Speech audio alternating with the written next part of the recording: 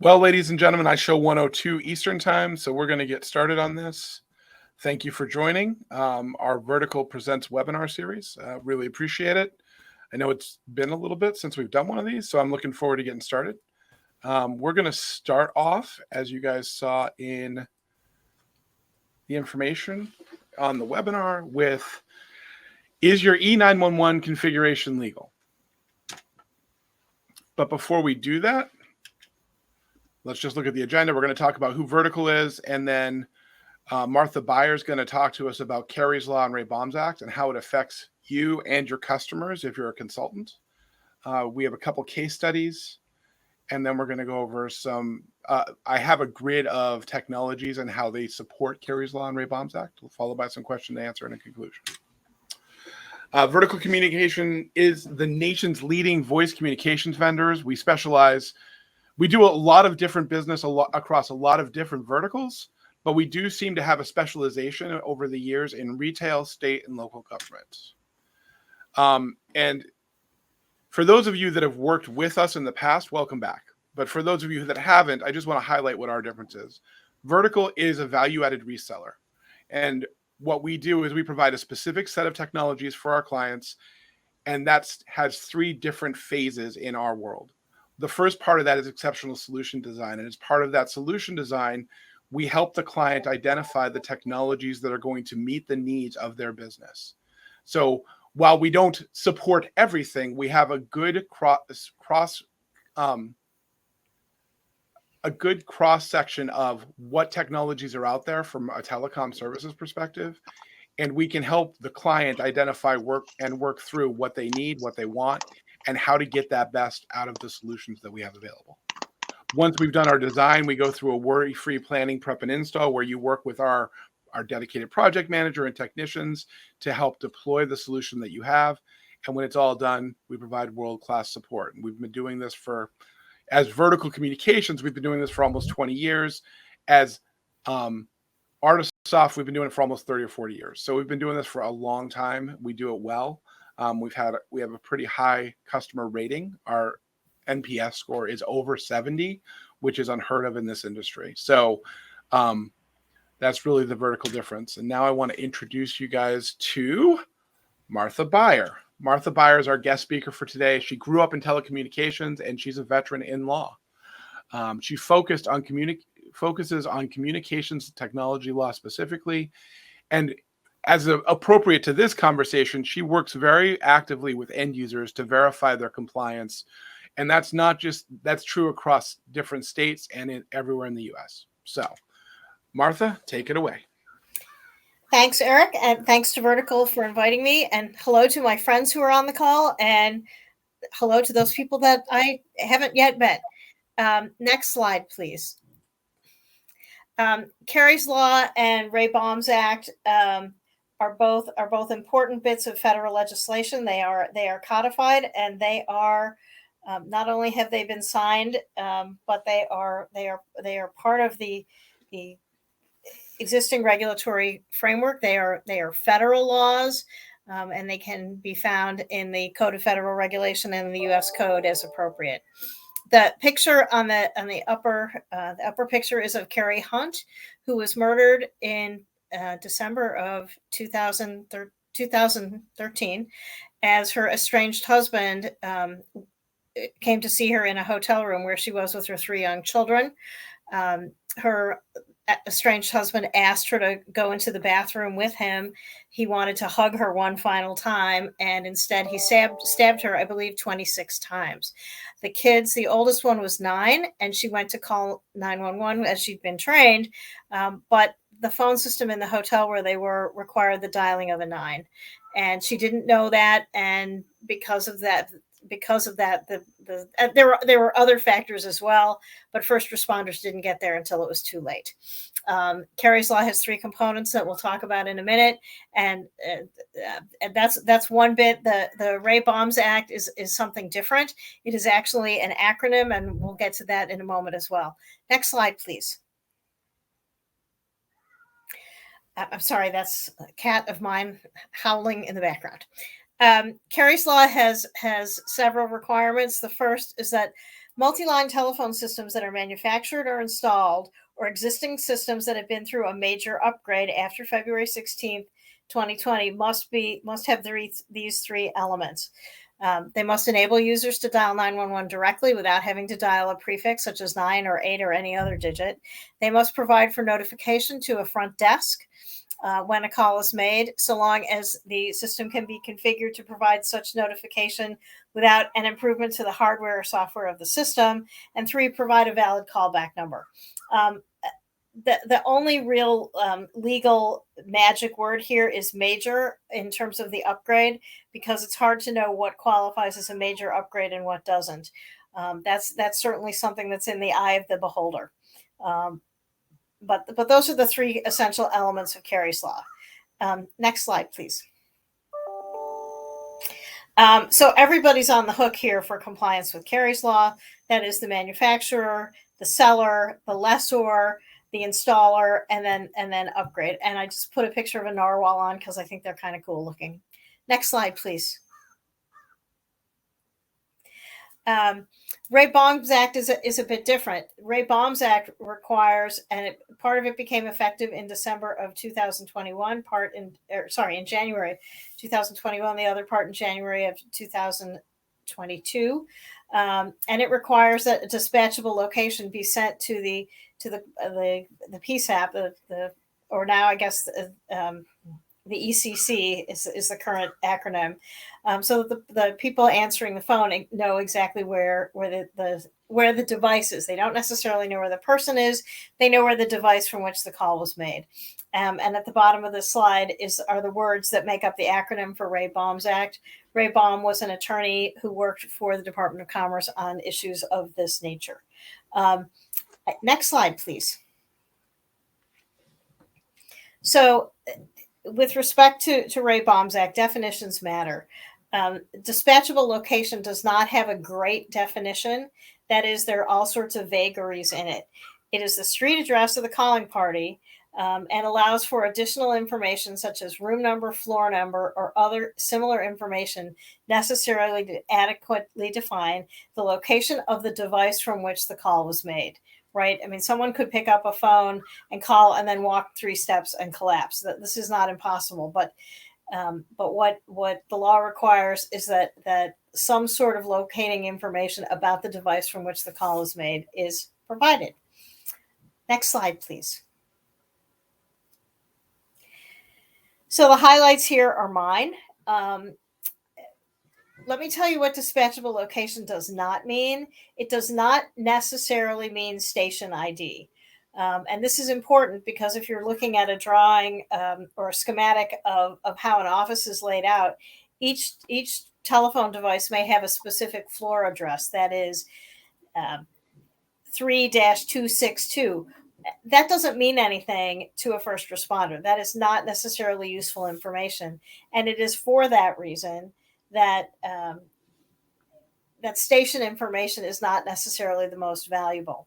In some states and cities, including the city of Chicago, for example, there are very specific descriptions or limitations on how many square feet need to be identified with that dispatchable location information.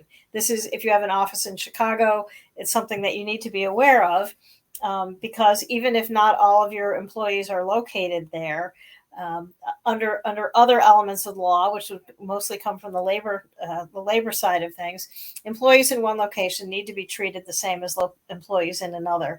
And an employer certainly would not want to be in a position of providing good location information for those employees in Chicago and horrible location or no location information for those employees located in New York, where there is no such law. Next slide, please. So I've already mentioned this. It does not mean, it need not be station location information. What information needs to be provided is what is reasonable. What constitutes a reasonable effort to provide useful location information? Next slide, please. So I may be dating myself here, but I asked a number of people to give me the names of the best known trial lawyers they could think of. And there's F. Lee Bailey, obviously Perry Mason, Johnny Cochran, Alan Dershowitz, and I believe Saul. So the real question that you need to ask is, and you can go to the next slide, how would these guys be able to sell what you've done to a jury? And if you're a great trial lawyer, you are a great storyteller. And so that's why the focus really needs to be on what is reasonable. Did you, as an employer or as a host, take reasonable care to make sure that proper information was provided? Now, there's been a lot of misinformation out there that there have been cases under both of these provisions of the law that have been either settled or tried. That I am not aware of any. The settlement in the Carrie Hunt case, which was for a mere $42 million, allotted responsibility for a number of parties. So it certainly wasn't for a violation of Carrie's law, because there was no Carrie's law at that time. But the hotel chain was negligent for some of the things that it did, but the bulk of the responsibility and the financial obligation fell to her former husband, who has been and will be incarcerated for quite a period of time. So it's not like they're going to see a big chunk of the money. But so when you hear someone say there's been a $42 million verdict, that's not really accurate. That is not the case. However, in some states, beginning with the Commonwealth of Massachusetts, enforcement of Ray Bomzak and Carrie's law will begin to kick in. And first, law enforcement will begin to take steps to see that in fact the businesses that say they are compliant are compliant. A couple weeks ago, I was at a very, very elegant hotel on Cape Cod, and I looked at the card on the phone, and it said to call 911, you need to dial 9 plus 911. And when I got home, and again, this is as nice a hotel as there is. When I got home, I wrote a very nice note to the hotel manager commending certain members of the staff. But I also mentioned that maybe it was the cards that were outdated. I didn't know. But if the system hadn't been upgraded, it needed to be, particularly because it was in Massachusetts where enforcement was going to be starting. And he assured me that it was the cards that were old and the phone system was current. Who knows? We didn't need to call 911, so I don't need to know. But it's certainly worth checking when you're in a place where it's supposed the venue, the facility is supposed to be compliant. Next slide, please. So, getting back to what I was saying earlier with the trial lawyers, the question is really how a jury will perceive what the host, what the MTLS owner or operator has done to provide useful information. Basic trial lawyering 101 suggests that you sue everyone and see what sticks. So the liability belongs not only to the end user of the system, the owner of the system, but the entity that sold the system and that installed it. So if you think about if you've watched Law and Order, or which is criminal law, this is not a crime. This is a civil matter, but it's really a question of how your story will play to a jury.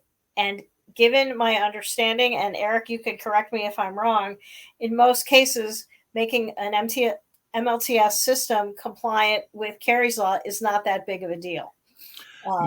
No, you're correct. And overall, it's some of them have automatic solutions in there, but some do require some manual configuration. But it should be easily provided by whoever's providing the phone system to you. Right, but it's not a major lift. And so then the question is, was the entity reasonable in not deploying such a solution, or unreasonable? And that's what the jury cares about. That's what makes the difference. Yeah. Next slide, please. Again, these are the people that you're talking to. They may not know anything about 911. Most people never plan on or hope that they never have to call 911. But if you do, you need to be ready. Next slide, please. Okay, there's a pretty new wrinkle in this, as certainly some of the consultants that are on the call are aware.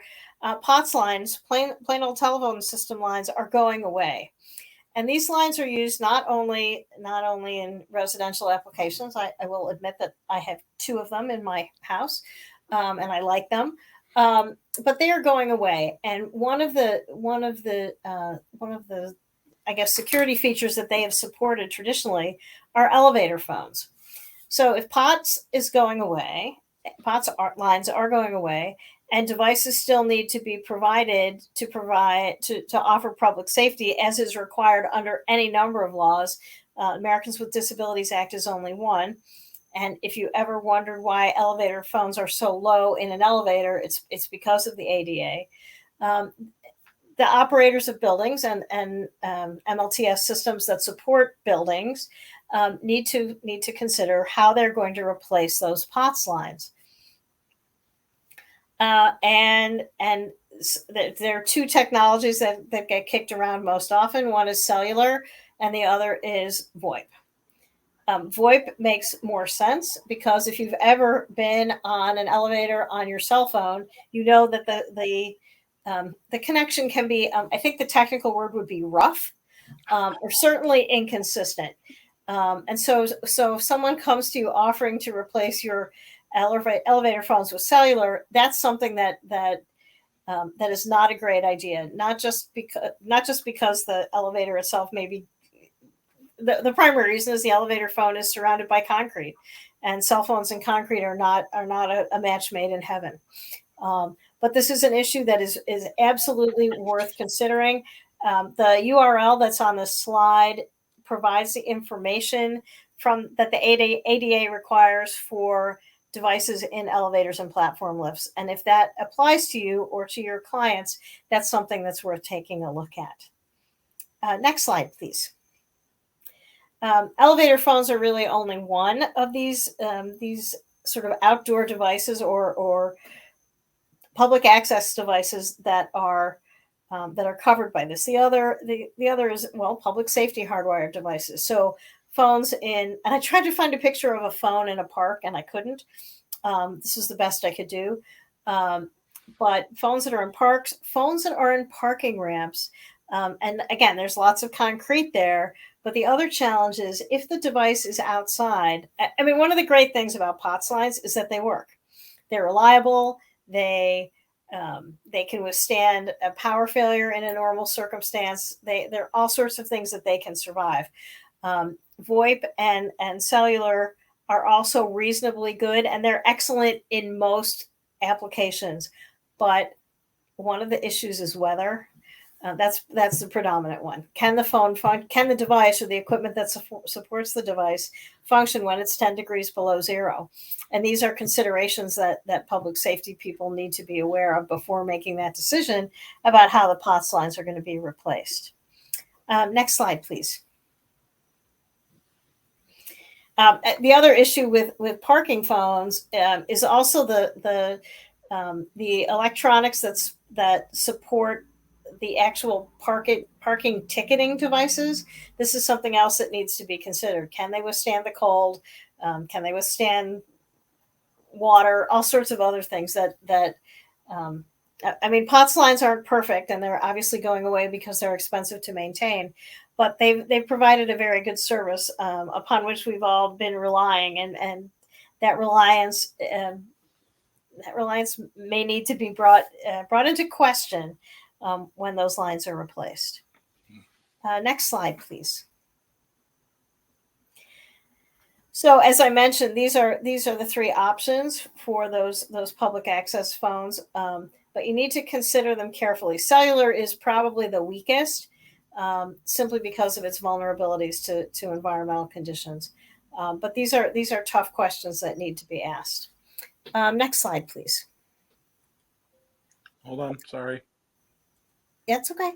Go ahead. Okay. And you know, these are the issues I just mentioned. I happen to live in Buffalo, and I can hear you snickering. Greg Pittman, I can hear you in particular. It doesn't snow as much here as you would think, but it does snow here and it is cold. And the devices need to work. So they need to work. They need to be secure, and they need to be safe from theft or vandalism to the extent that they can be. Next slide, please. Okay, every once in a while, someone will ask me about recording 911 calls. The PSAP or ECC records them for its own backup, but that is not something that the MLTS provider really wants to be doing, barring some extraordinary circumstances. First of all, you don't know whether you're in. I mean, you may know, but there's no one size fits all solution, because some states require two-party notification and some states require one. When a call is being recorded. That's the first one. The second is that the beep that you hear when a call is being recorded may block out some vital information to first responders. And the third issue is that HIPAA or other privacy law violations may occur if those devices or those calls are recorded. Just something to think about. Next slide, please. And this was a strange question that I got, but it was a valid question, and that is: do the requirements of Kerry's Law and Ray Baum's Act do they raise concerns about personal privacy? And the answer to that is no. First of all, they are related to the devices from which the calls are made, not to the person who is making them. And the goal of these laws is to get first responders where they're needed as quickly as possible. A first responder has 4 minutes to get to somebody who's in cardiac distress, and you really don't want to add anything you can do to expedite that process is a great thing. So this is not a personal privacy issue. Next slide, please. So the best advice I can give you, and this really ties back to the points that I made at the very beginning, which is what does dispatchable location mean? And I would say that the answer to that is it means whatever your first responders tell you they need. That's the information that's most valuable. And the best way to find that out is to call them and meet with them on a regular basis, maybe even an annual basis, to see what information they would find most useful. That's really the place that you want to go. The second thing, and do not do this without talking to them first, run a test. Running a test to make sure that the right information is getting to the first responders is incredibly important. It's not hard to do, but do not ever do it without checking with them first. I think next slide, please. And as I mentioned before, time is of the essence. You've got 4 minutes.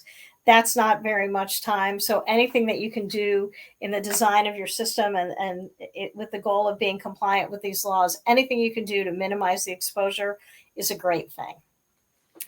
I think that's my last slide, isn't it, Eric? I believe it is. And just the thank you. Okay, well, thank you. Martha, can I ask you one thing? Sure. You talked about testing. One of the tests that I've seen done in the past is 933. Have you ever done that or used that? I have not, but what I would say is call your local police department, absolutely clear this with them first. Yeah. Talk to them, see what they need, see what they want, and then test. Never the other way around. Awesome. Are there any questions for Martha? The floor is open if you guys have any questions for her.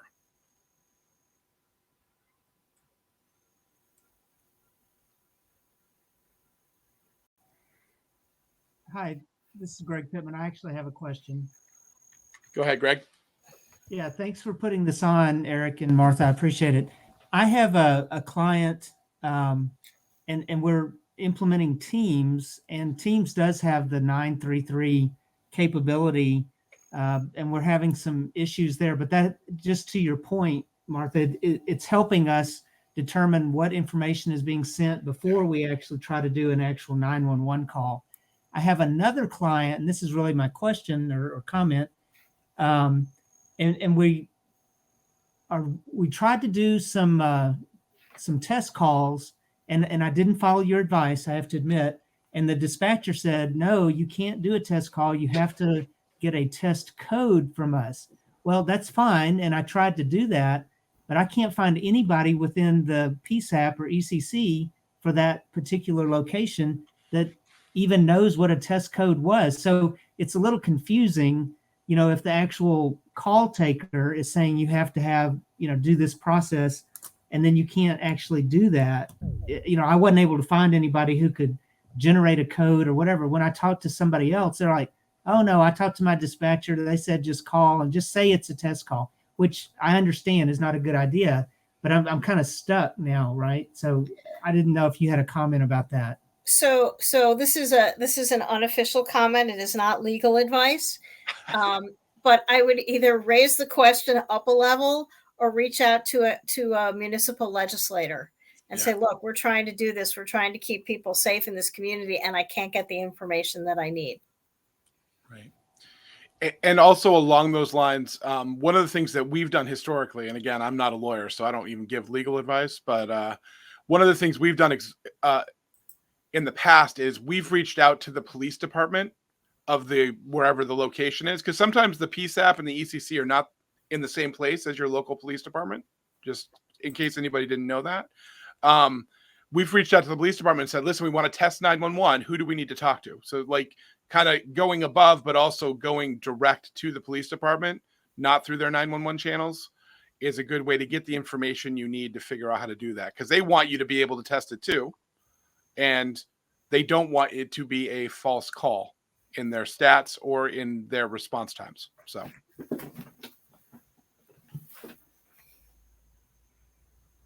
Any other questions? By the way, good question, Greg. Greg, if you want to talk more about this offline, we can do that. Okay, thank you. I appreciate it. Any other questions, guys, for Martha about the Carey's Law or the Ray Bombs Act stuff? All right. Well, let's talk about a couple cases that we've seen this actually in play. So we have, as a nationwide company with a lot of clients, we've done this across a wide variety of locations, but I picked two case studies. One's a prem-based case study and one's a cloud-based case study. For the prem-based case study, we did a solution for the town of Stoughton in Massachusetts. Stoughton has around 18 buildings between schools and city buildings across the town. And they have over 800 phones. And at the beginning of the year, Massachusetts started communicating that they would be enforcing both Carey's Law and Ray Bombs Act across the municipalities, and that created quite a stir. Now, we had already talked to them when we deployed it, and a couple times over the course of the life of the system. They've had this system for about 3 years, saying, listen, we can help you do this. Here's what you need to do. In their case, they had to purchase DIDs to do this, but there's a lot of different ways to provide the solution. But it took them until this year to come back to us and say, okay, now we're ready to get to this. We've done everything else we need to do. So in their case, we're using individual DIDs over SIP for each phone. And so when a phone from any location in their environment calls 911, their 10-digit phone number is broadcast to that or you said ECC is the new term instead of PSAP now, Martha? So their 10-digit number is broadcast, and in each of those 10-digit numbers, it's associated with a specific building/floor in their location. And we were able to do our testing via 911 and 933, but we also provide 988, which is the suicide hotline stuff. So this solution, Stoughton's very thrilled with this. We've actually deployed it completely in the schools. Obviously, that's of critical importance for them, right? Especially with the shootings, unfortunately, that have gone on. They need to be able to reach 911 without any interference. They're also getting an email notification at each of their locations for that Carey's Law requirement for notification to the administrative offices and to the city hall so that they know what's going on when that stuff happens. As far as cloud goes, Technology Research is a large government contractor with 20 locations spread across the country. And they had an aging Avaya system that they loved, but that wasn't really meeting their needs anymore. And they needed to look for a cloud solution, but they needed to meet the compliance requirements of each of the states they're in. And they're in, 15 or 20 different states. So Vertical helped them deploy 8x8, and that included 8x8's built-in nomadic 911 capabilities. And 8x8 provides those capabilities at no additional monthly cost.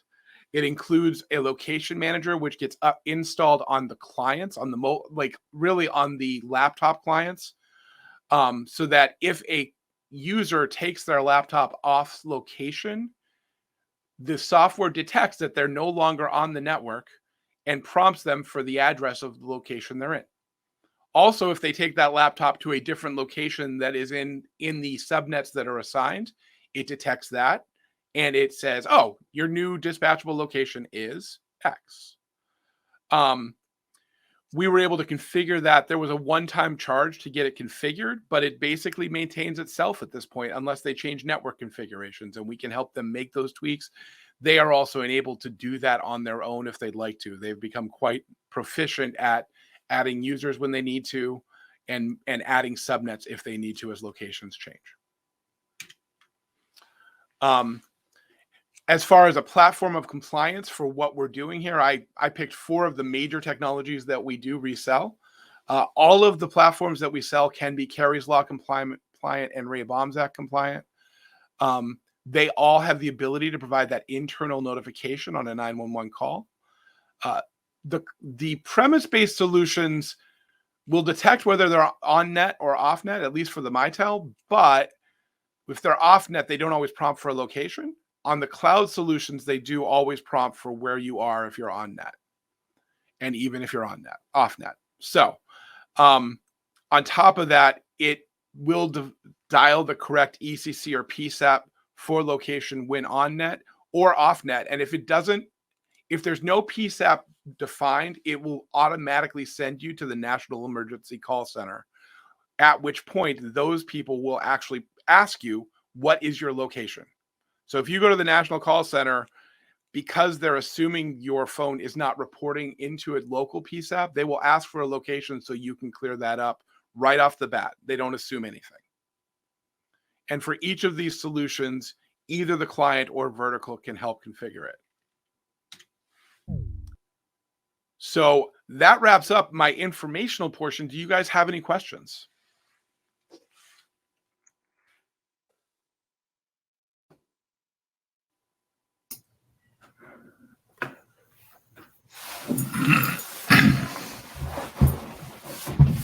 All right. I will take that as a no. Well, go ahead.